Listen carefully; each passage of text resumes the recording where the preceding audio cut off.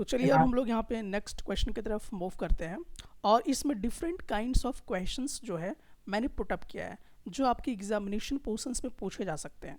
तो यहाँ पर असेशन रीजन बेस्ड क्वेश्चन दिया हुआ है। अब देखिए कि आप कितना बेटर ढंग से समझ रहे हैं।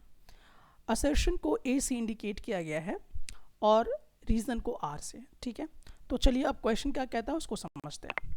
कह रहा है कि adult men generally have higher haemoglobin levels than adult women. तो ये तो बात सही है। अगला रीज़न देखते सही है कि नहीं। Hormonal differences and menstruation in women can lead to lower haemoglobin levels.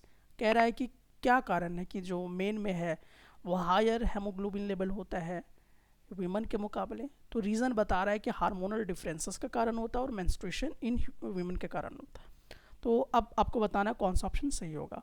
Both A and R true and R is the correct explanation of A. Option B, both A and R are true, but R is not the correct explanation of A. C, A is true but R is false. D, A is false but R is true. Which option is correct? Option A. तो इसमें A option correct है।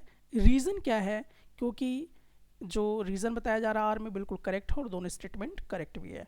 ठीक है, चलिए आगे की तरफ बढ़ते हैं।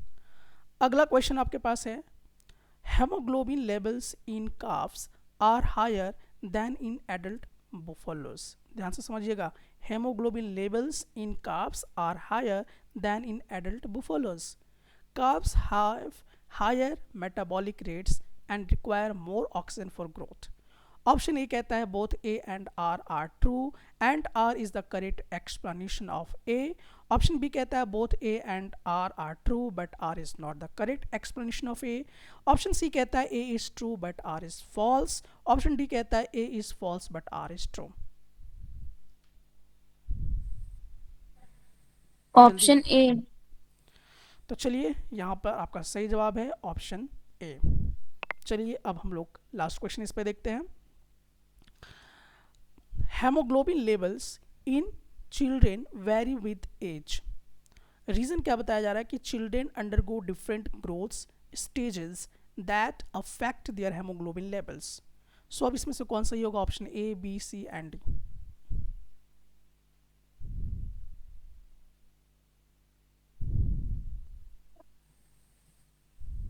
ऑप्शन जल्दी। बी। तो चलिए देखते हैं, इसका सही जवाब होगा ऑप्शन ए, क्योंकि हेमोग्लोबिन लेवल्स जो है वो चिल्ड्रन में वेरी करता है एज के साथ साथ। क्यों करता है, क्योंकि जो चिल्ड्रन होता है वो डिफरेंट ग्रोथ स्टेज में होता है, इसीलिए उनके हेमोग्लोबिन को अफेक्ट करता है। तो सही तो ए वाला भी ऑप्शन करेक्ट है, आर भी करेक्ट है और रीज़न भी करेक्ट है, यानी ऑप्शन ए ही सही है हर हालत में। देखते हैं। ये तो लास्ट था अंकल क्वेश्चन सर आपका। अब हमारे पास एक और यहाँ पे क्वेश्चन है।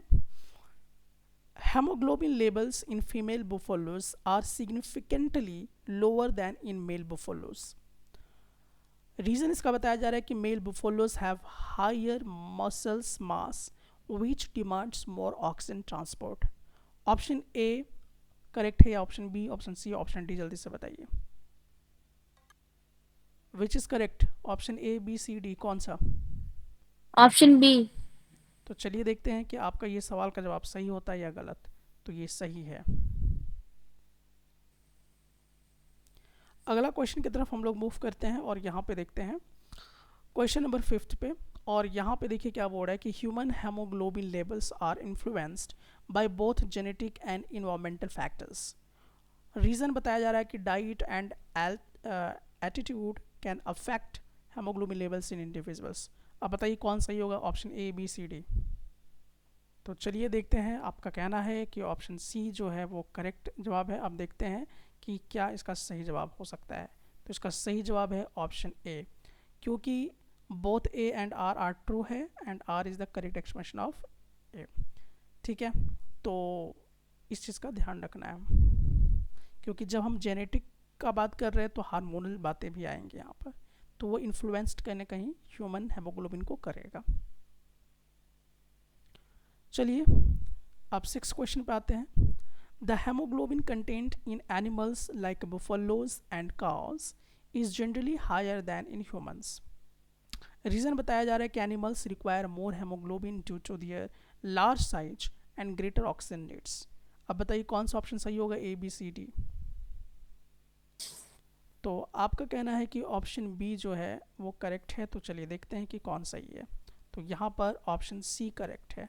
कह रहा है कि ऑप्शन ए, ये ए वाला जो ये तो ठीक कह रहा है कि the haemoglobin content in animals like buffaloes and cows is generally higher than in humans. ठीक है, लेकिन जो रीज़न बताया जा रहा है कि ग्रेटर ऑक्सीजन नीड का ज़रूरत होता है, इसलिए एनिमल्स में हेमोग्लोबिन का ज़्यादा रिक्वायरमेंट होता है, तो ये ऐसा कहीं नहीं बताया गया है। हाँ, ग्रोथ डेवलपमेंट, बॉडी डेवलपमेंट के लिए, या जब ग्रोथ डेवलपमेंट का स्टेटस में होता है तो ज़रूरत पड़ता है, लेकिन ये बता रहे कि ज़्यादा से ज़्यादा ऑक्सीजन लेना है तो इसके लिए नहीं। ठीक है, तो यहाँ पे फॉल्स हो जाता है, तो R is false. In reality, animals do not necessarily have higher hemoglobin content. It varies by species and is not solely depend on size. तो ये भी कह रहा है कि साइज पे डिपेंड नहीं करता है, बल्कि कहाँ कहाँ पे वैरी करता है कि किस किस तरह के स्पेसीज हैं, अलग अलग प्रजाति के लिए अलग अलग हेमोग्लोबिन कंटेंट जो है वो यूज़ की जाती हैं।